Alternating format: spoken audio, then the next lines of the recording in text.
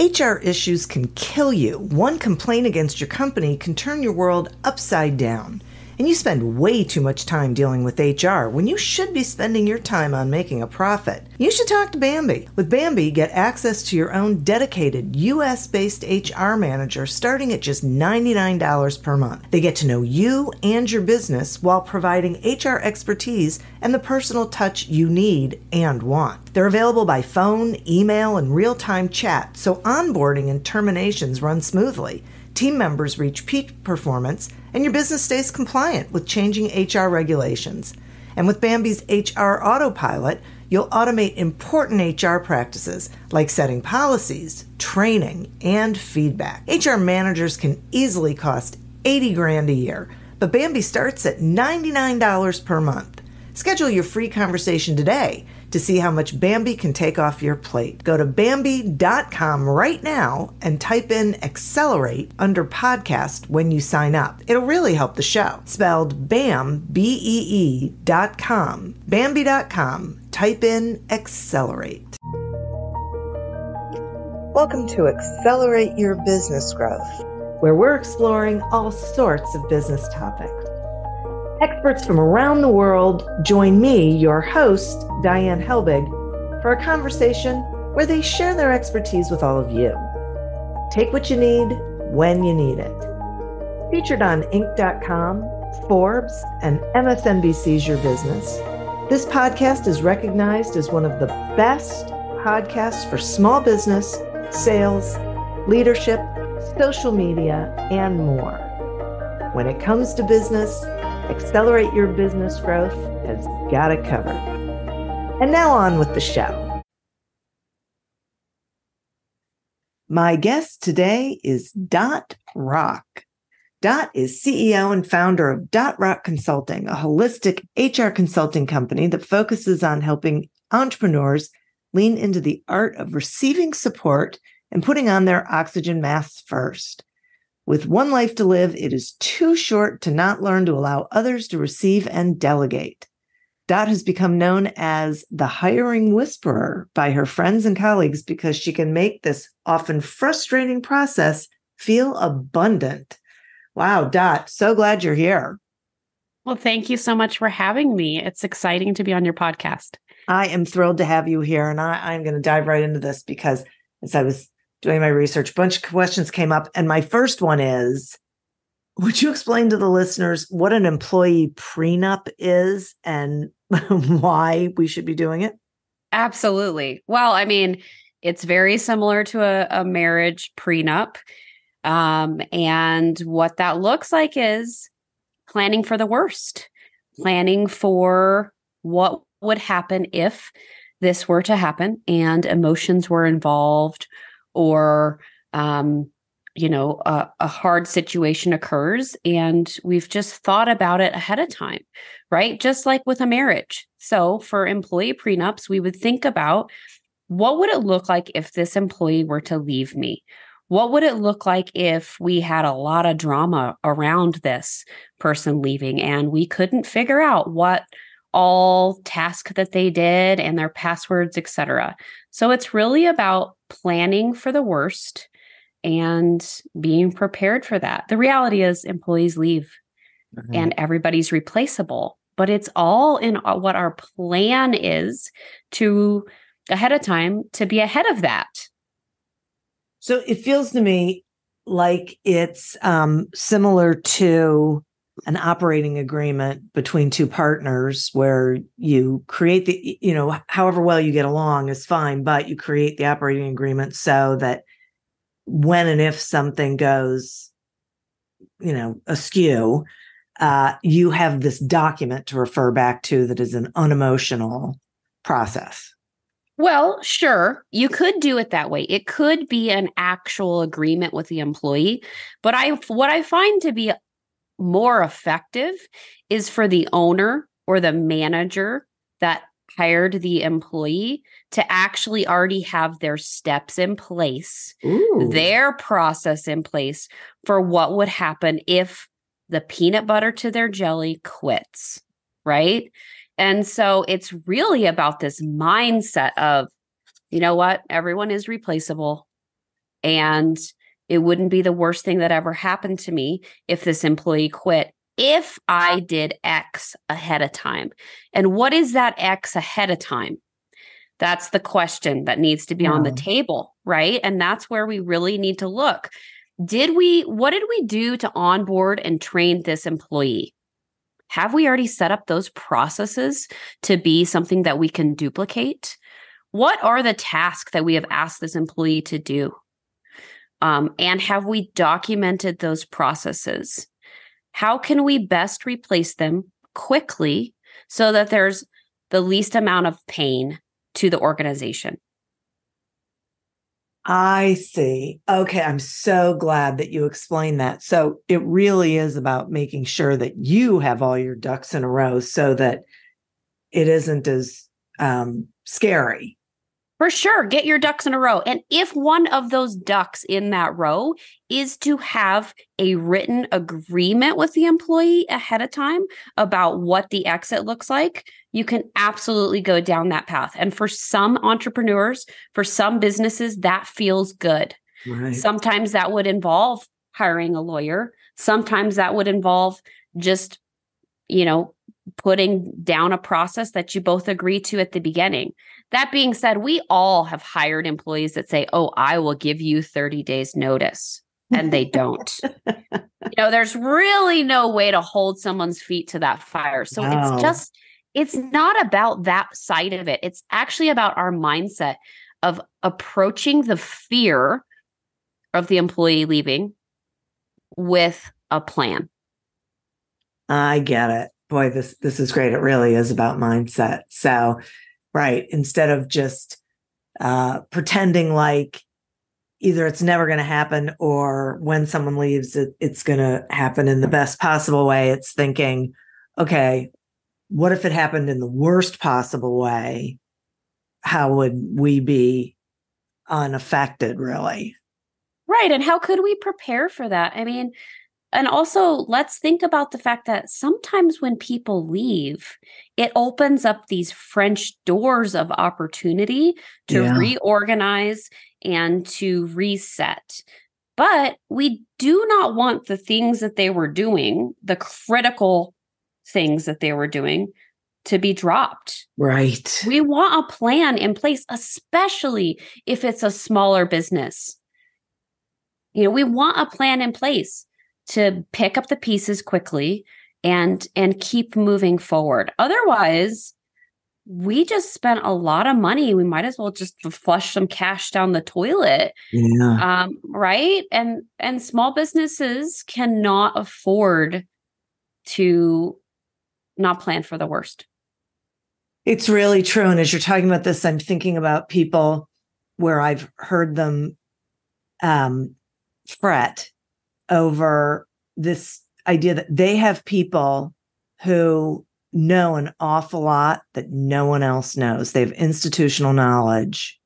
Yes. Right. And process and all these things that no one else knows, and how scary that is. It is scary. It is so scary. But it is also something, it's just like if your spouse is the only one to ever get the kids ready for school. Right. And all of a sudden they go out of town. Yeah. You have got to have a plan to do that so that, at the end of the day, it's about having peace and alignment.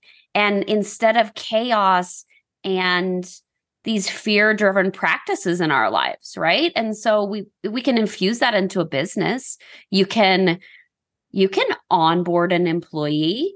You can meet with them weekly and go over the processes that they're doing and look at the document they created or the Loom video that they created of the processes that they're doing.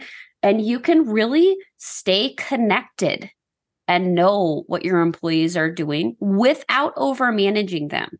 There are plenty of ways to do that. Yeah, well, and then boy, that is one of the keys, isn't it? Without over managing them, people go to extremes, one or the other, and not necessarily down the middle. Exactly. We don't want to go down the extreme of micromanaging what we delegate to people, but we do want to make sure we have a pulse, what that is, what processes they're doing, what client interactions that they have, and what it would look like if they weren't around. Again, very similar to our spouses. Like if I don't know how to get the kids to football practice, right, and what kind of gear I need to take with me, a big ball gets dropped immediately. So it's the same with employees. Know the basics of what they're doing. Stay connected. Know their pain points. well, And that helps replace them. yes, it does. But it also helps them feel connected to the organization because you're not leaving them. I don't think people necessarily realize that when they do these things, it's like using your analogy of taking your kid to football practice. If you don't know what to take with them and you take them, then you're letting them down. You are. Right? You are letting your employees down if you don't stay almost connected to the what if they leave you, right? Yeah. Because I can't think of an employee or a contract employee that I have had that actually feels empowered when I say, "Oh, you just do your thing. I don't need to know anything about it." Right? Like, yeah. There is an independent part of who I am that certainly likes to have that permission in a way, but not fully. Right. Our employees also don't fully need that. They actually need us to say, okay, what does it look like when you post something on social media for me? What are those steps that you take?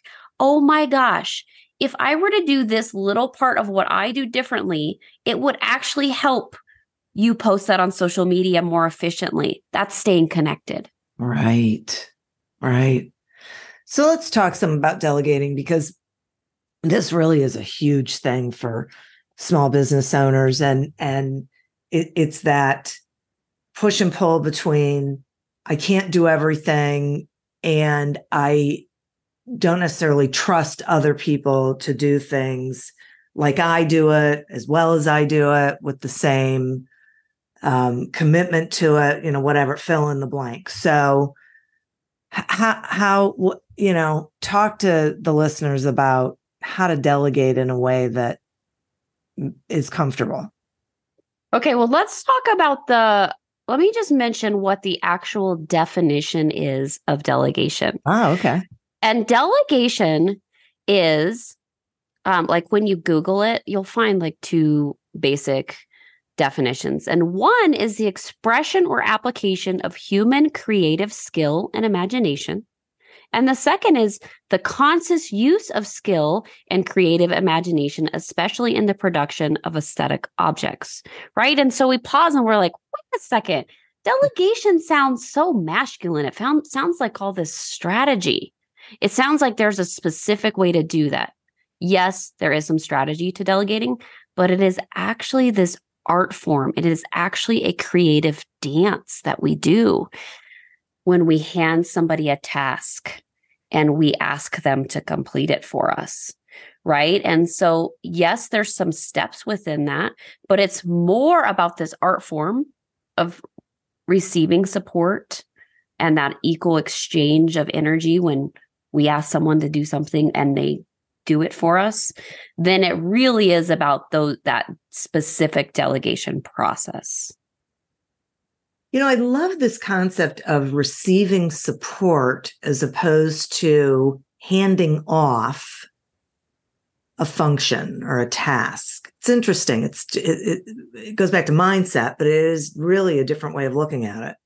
Right. And it's just really more of an art form. How could we creatively do this together in a way that makes us both feel good? And on one side, for me to hand somebody off, I want to feel like that will be completed, like that would get to the goal line at the right time, and that would keep my clients happy. And so then what does that look like? That means I need to choose the person who the task goes to. That's the right person. I need to give them really clear objectives and say, like, hey, success would look like X if you were to do this project for me. And then they start working on it. And then we monitor and evaluate and talk as it goes. Is it working or is it not? You don't just hire someone and immediately delegate everything to them. It takes time to learn that dance. Yeah, boy, that is great. And how does a business owner know when it's time to hire that support? Are there certain indicators? Well, sure. Except I would say the number one indicator is you started your business. Not a single one of us is made to do it all and do it all alone. We really do need a tribe. We really thrive off of not spinning our wheels and doing it all. We really are very much like in The Big Leap. Have you read that book? Oh, no. It's one of my favorites. He talks about we have these different zones in our lives. We have zones of genius, which is those tasks that we just excel at, that we could just do for 12 hours straight and we don't even notice time. And then we have zones of genius, zones of excellence. And that's the things that we do well, we're good at. But it takes us a little bit longer to do it, but we can make a lot of money doing it. And then we have zones of competence and incompetence. And those kind of explain themselves. Yeah. Competence is stuff we can do, but almost anybody could do it. And in incompetence is I could sit on Canva for hours and really not nail it. Yeah. Right. And so we really need to think about that when we are delegating tasks to people, right? And when we are hiring, because the day I start my business, I got to learn how to do a website and set up my bookkeeping and do sales and marketing and, right? Yeah. And so I think if more entrepreneurs were to lean into hiring someone virtually 1 hour a week to support them, it could help their business grow abundantly just with that 1 hour of support. And that could just be whatever the one thing is you hate the very, very most that makes you want to gag, hand it to someone else. And then with hiring, we have data, right? Like we can do a hiring return on investment calculation. When does it matter? When does it count for us to actually hire? And what do those numbers really look like? You would just take what your hourly rate of pay is. You can calculate that. And if the person you're hiring, you would pay $25 an hour to do a task, and what you make and bill to your clients is $100 an hour, it makes sense pretty quickly to hire some support. And that's the numbers of it. But then we have the energy of it, right? Like when we have a long to-do list and we have all these things, it holds our energy down and we are less effective and less efficient with the task that we are doing, even if they're things that are in our zone of genius. So, for example, just in my home, can I clean my house? You bet I can. Mm-hmm. But does it make more sense energetically and probably based on my hourly rate to hire someone to consistently come in and do those cleaning tasks and let me feel that energetic release and that feeling back to receiving support? When we receive, it does change the way that we show up in this world and how much more efficiently and effectively we can do the bigger task in our business. Yeah, that is so interesting. I love that. I'm sitting in that concept. It's so interesting. So let's talk about hiring for a minute. You believe that hiring is all about alignment and creativity, and then a little bit of strategy. Talk to me about what you mean by that. What does that look like? Well, what it looks like for hiring is first getting curious about, I guess, especially in a smaller business, especially when you're an entrepreneur and you need to have a team, or you just need a couple of people, or even just one person. Like, it's just about getting creative about what is it that I need support with?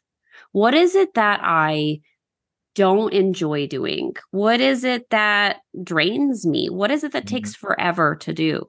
Getting curious and just allowing myself to make a list, or auditing my time for 1 week, like writing down on an hourly basis what I just worked on and trying to get a handle on, were those revenue generating activities, or was I spinning my wheels? Right. Right. And so that's where I say hiring starts with this curiosity and this creativity instead of just this like strategy of how do I hire? Actually, it's what do I need and what do I desire in my business? And then going down the hiring rabbit hole. And then the next thing, of course, I think I said was mindset. Yep. We've got a lot of mindset to overcome to say that we are, it makes sense for us to hire. Well, we're not revenue general. Like, I don't have enough recurring revenue. How could I possibly hire somebody who depends on me? Well, guess what? A lot of people you can hire virtually. You can hire on a project basis. You can say, wait, this is a longer term investment if I'm hiring somebody to build my website, and it's going to pay off over 3 years, not 1 year. And we just have to kind of look at it from a little bit different lens. Right. Otherwise, we're into that scarcity mindset. Yeah. And we're letting that not allow us to be supported, which then makes us feel alone, which then makes us spin our wheels, which then means we often go back to working for somebody else. Right. Right. Yeah. So that's the first start of the hiring process, is I say, just get creative, just get curious about it. And then, heck, like, make a job description. But what is a job description? A job description is actually a list of your desires, your needs, and your expectations, and your boundaries around that. And then you're putting it out in the world and saying, this is what my business needs. And then you're able to actually receive the right person, because they're like, oh, hey, look, this person's got great boundaries. Oh, this person already knows it's already written down their expectations. They have clarity. And that clarity is going to attract me to their business. And I want to work for someone who has clarity. I do not want to work for somebody who just dumps everything on me and doesn't give me any clear direction. Okay, I have a question about that. Yes. So I love that. And I've been thinking, as we've been talking about this, about hiring for culture fit. Yes. And not necessarily task. So is that what you're talking about as far as boundaries and what you want from, I mean, really, you're talking about someone who's going to partner with you in your business to help it succeed. Right. So when we make a job description, we say, we want you to work on X, Y, and Z. We want you to have this kind of attitude. These are the working hours that we expect. This is, I don't want to have a virtual assistant or somebody who is not available during the working hours if I need them to reschedule all my clients, right? Like, it's just about getting clear on that side of it. But then the next step is actually, when we're hiring, I say that we have 2 pillars of hiring. Okay. And also in that job description, you need to infuse your values, your business why, your mission, so that somebody else knows what that is. That's why it's cool to have a job description that's not outdated, that is actually about your business and not just like a generic administrative assistant position. Mm-hmm. We've seen a million of those online, right? But when it's clear, specific to your business, people know how their skill set fits with your organization. That's when we start talking about culture. But when we're actually hiring, I say that we have these two pillars that we really need to think about when we hire a candidate or when we interview anyone. And the first is, do they fit? Do they fit with my organization? And when I say that, that could mean, do they fit within the team that I already have? Do they, do their hours fit? Does their availability fit? Does their personality fit with me and my team? And then the second pillar is, do they raise the bar? I love this question because it really makes me think each time I'm hiring or helping a client hire, I think about, do they raise the bar in the organization? Now, sometimes that makes us think like, oh, wait, are we going to hire all type A intense people? No, no, no. Sometimes hiring the bar, hiring someone who raises the bar is hiring that person who is the laid back personality, who is the Zen, who is the welcoming body in our organization, right? And so and that also goes with fit, right? But I like to ask myself, does this raise the bar of where we're at currently? And does this person fit? And pretty quickly, if the answer is no to one of those, they're not somebody that you should hire. Wow. That's great. That's great. I mean, this is all great. I so appreciate this information. It is so clear and hopeful in an interesting sort of way. You know, it's like, hey, I can do this. I can get these people who actually lift up my organization and get me to a place where I'm doing the things that are really in my zone of genius instead of everything. And so not doing anything terribly well. That's great. It's because we don't want to burn out. Yeah. We don't. And I really believe in my heart of hearts that burnout is a real side effect of not going after our desires, of not asking for support, and for not being clear on where we're headed, and not doing those things we're passionate about. When we do everything, we burn out. Yeah, we do. We're not built like that. We're built to have a tribe. We're built to be a wolf pack. Yeah. Yeah. Wow. Our culture has kind of sent us this message, particularly as women, that we have to do it all. We have to look perfect while we do it. We have to have dinner on the table. We have to be making millions. And that story with our friends of who's the most exhausted. We gotta let that go. It's a badge of honor, right? It's like a badge of honor. It is not a badge of honor. What is it? Why is the conversation with our friends not who has the most support, who leans into support the most, who delegates the most? Because guess what? We can also delegate to our families. Sure. Delegation is not just about those we hire. Yeah. Delegation, when we're creative about it, we think, like, what could I give? What task could I give? I have 2 10-year-old boys. What task could I give the 10-year-old boys that would make me feel supported today? Well, it's lame, but if today the napkins are empty on the table and I want those refilled and I don't want to do it myself, I can just ask, hey, would you mind doing that? Or put it in their chore app or whatever that is. But that's being supported too. And that's not doing it all.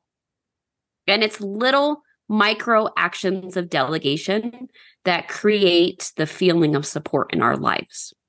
Boy, that is gold. I mean, that is so great, because I think sometimes we think people are going to give us pushback if we ask them to, especially our kids, if we ask them to do something, so we don't, but we're not realizing that there's the potential that they want to help, that they want to feel like they're participating and contributing. And especially with these little micro things that it's not overly taxing for them to do, but it alleviates one more thing from our list. Right. And then we can practice this and we can teach them this too, right? Like I say, when I ask my kids to do little things like that, I say it, oh my gosh, I feel so supported. Thank you for helping me out today. Right. And then guess what? They're also more likely to say, hey, Mom, I forgot my water bottle. Do you have anything in the car? Do you mind getting me one? Like they feel like they can be vulnerable too. Right. Right. Yeah.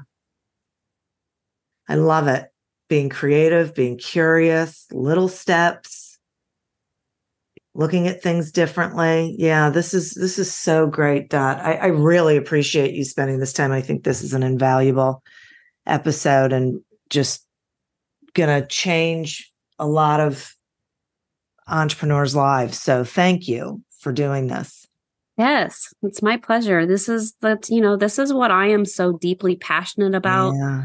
And I have been a part of large organizations where hiring practices needed to be revamped because a lot of these little things were missing.